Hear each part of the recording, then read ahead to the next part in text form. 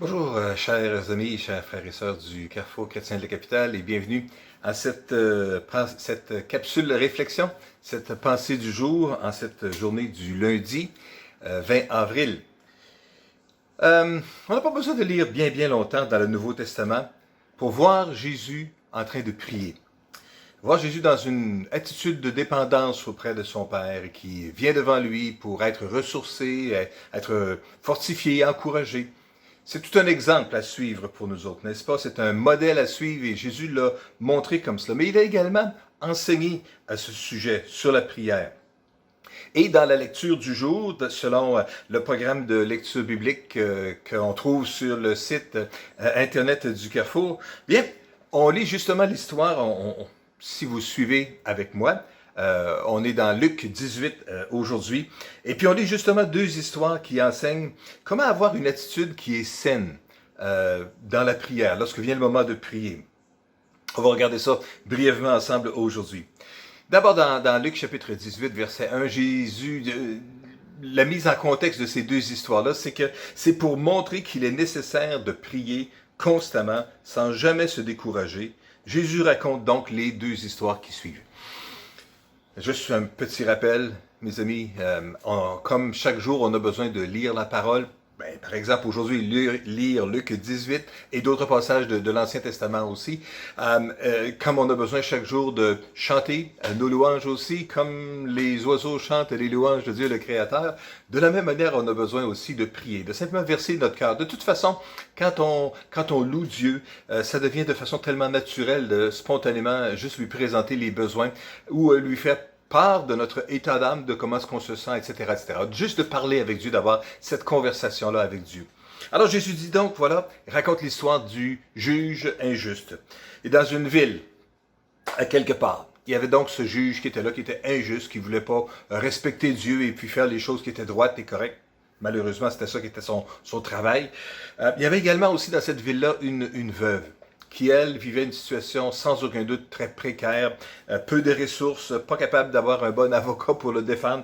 Mais ce qu'elle avait, c'était de la détermination, la madame. Elle avait, la Bible nous dit dans le verset 3 qu'elle venait constamment le trouver et lui raconter son histoire et lui disant rends-moi justice, rends-moi justice. Et puis on lira pas tout le détail de tout cela, mais je veux juste simplement vous dire ici que ce qu'on voit là-dedans, c'est que dans la prière, il devrait y avoir de la persévérance, il devrait y avoir de l'audace, il devrait y avoir de la foi, de la confiance, que toute la démarche va finir par donner un bon résultat. Et puis c'est certainement ce que Jésus voulait nous enseigner, justement. Et écoutez ce que dit le juge inique. Si lui, injuste comme il est, il réagit comme ça, à combien plus forte raison votre Père qui est dans les cieux répondra-t-il à vos requêtes et à vos demandes. Donc ça nous parle de venir avec audace, avec confiance.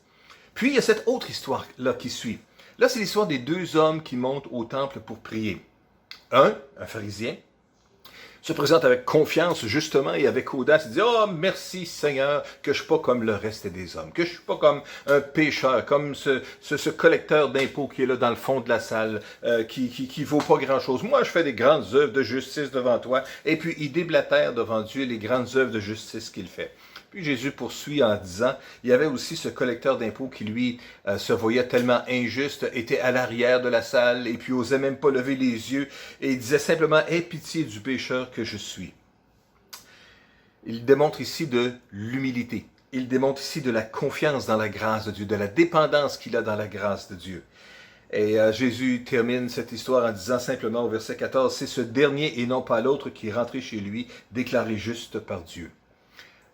La lecture de ces deux passages-là m'aide à réfléchir aujourd'hui sur l'attitude que nous devrions avoir lorsqu'on prie. Frères et sœurs, faisons-le avec audace, avec confiance, avec persévérance, et revenons. Et puis, comme on dit en bon québécois, continuons à taper sur le même clou, bien que Dieu n'est pas un clou ni une planche qui devrait être clouée.